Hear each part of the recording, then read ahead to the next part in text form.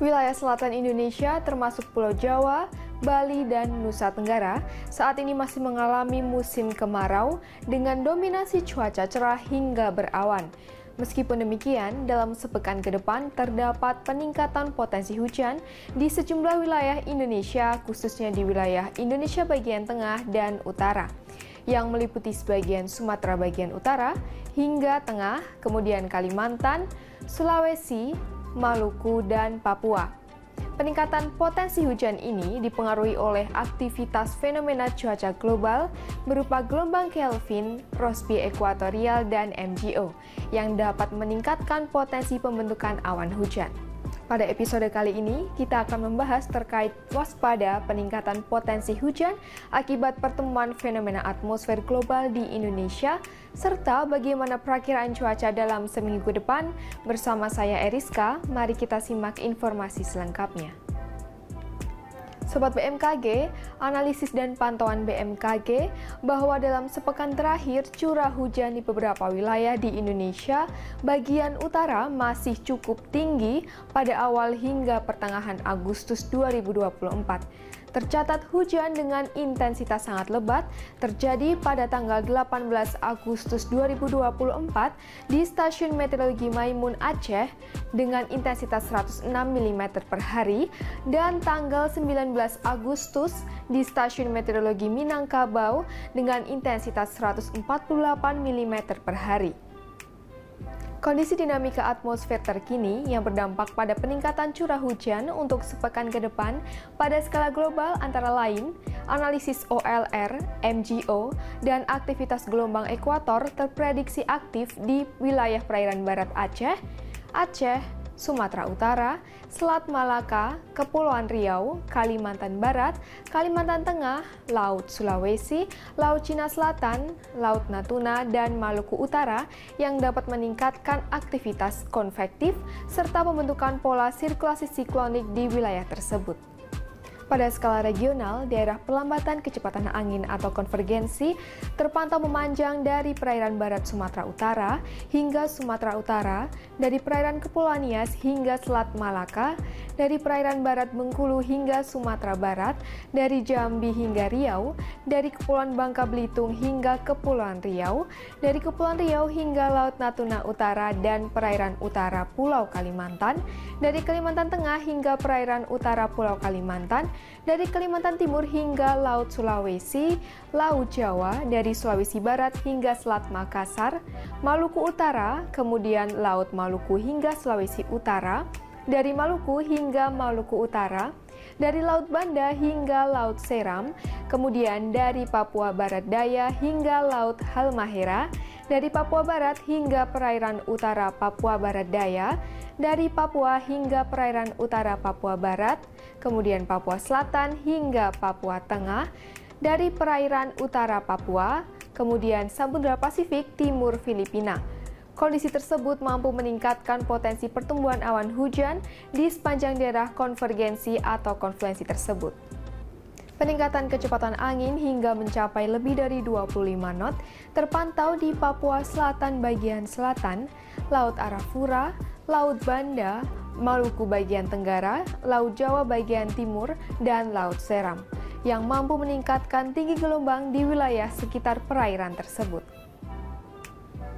Pada skala lokal, labilitas lokal kuat yang mendukung proses konvektif pada skala lokal terdapat di wilayah Aceh, Sumatera Utara, Sumatera Barat, Bengkulu, Riau, Kepulauan Riau, Kalimantan Barat, Kalimantan Tengah, Kalimantan Timur, Kalimantan Utara, Sulawesi Utara, Gorontalo, Sulawesi Tengah, Sulawesi Barat, Sulawesi Selatan, Sulawesi Tenggara, Maluku Utara, Maluku, Papua Barat, Papua Barat Daya, Papua, Papua Tengah, Papua Pegunungan, dan Papua Selatan. Secara umum, kombinasi fenomena-fenomena cuaca tersebut diperkirakan menimbulkan potensi cuaca signifikan dalam periode 23 hingga 29 Agustus 2024 berupa potensi hujan sedang hingga lebat yang dapat disertai kilat atau petir dan angin kencang di wilayah Aceh, Sumatera Utara, Sumatera Barat, Riau, Kepulauan Riau, Jambi, Sumatera Selatan, Kepulauan Bangka Belitung, Bengkulu, Lampung, Jawa Barat, Kalimantan Kalimantan Barat, Kalimantan Tengah, Kalimantan Timur, Kalimantan Utara, Kalimantan Selatan, Sulawesi Utara, Gorontalo, Sulawesi Tengah, Sulawesi Barat, Sulawesi Selatan, Maluku Utara, Maluku, Papua Barat Daya, Papua Barat, Papua Tengah, Papua Pegunungan, Papua, dan Papua Selatan. Potensi angin kencang di wilayah Nusa Tenggara Timur, kemudian Maluku dan Papua Selatan. Beralih pada peta Fire Danger Rating System, untuk sepekan ke depan terdapat potensi kemudahan terbakar di lapisan atas permukaan tanah pada kategori sangat mudah terbakar terutama di wilayah Sumatera bagian tengah dan selatan, sebagian besar Jawa, Bali dan Nusa Tenggara, sebagian Kalimantan, Sulawesi Selatan, Sulawesi Tenggara, dan Papua bagian selatan. Selanjutnya, kami informasikan prospek cuaca seminggu ke depan untuk wilayah Indonesia.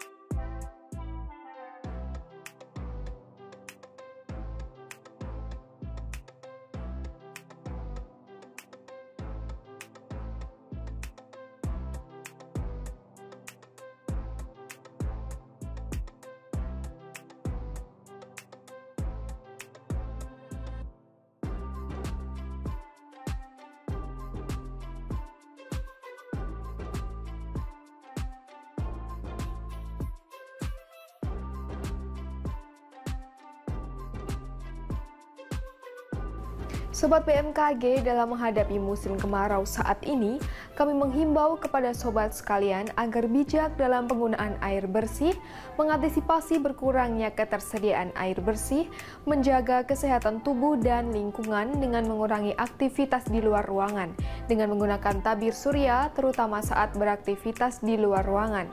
mengkonsumsi air mineral yang cukup, tidak membakar lahan secara liar, berhati-hati saat membakar sampah dan membuang puntung rokok untuk menghindari terjadinya kebakaran lahan dan hutan. Bagi sobat yang berada di wilayah yang masih berpotensi terjadi hujan, pastikan sobat selalu memantau informasi perakiraan cuaca di wilayah sobat masing-masing yang diperbaharui setiap 3 jam sekali di aplikasi Info BMKG yang dapat sobat unduh melalui App Store maupun Play Store, atau melalui kanal resmi sosial media Info BMKG. Demikian informasi yang dapat kami sampaikan. Semoga dapat bermanfaat dalam mendukung kelancaran aktivitas sobat sekalian sepekan ke depan dan kenali cuaca lingkungan agar terhindar dari ancaman bencana hidrometeorologi. Terima kasih atas perhatian sobat sekalian. Salam sehat dan sampai jumpa.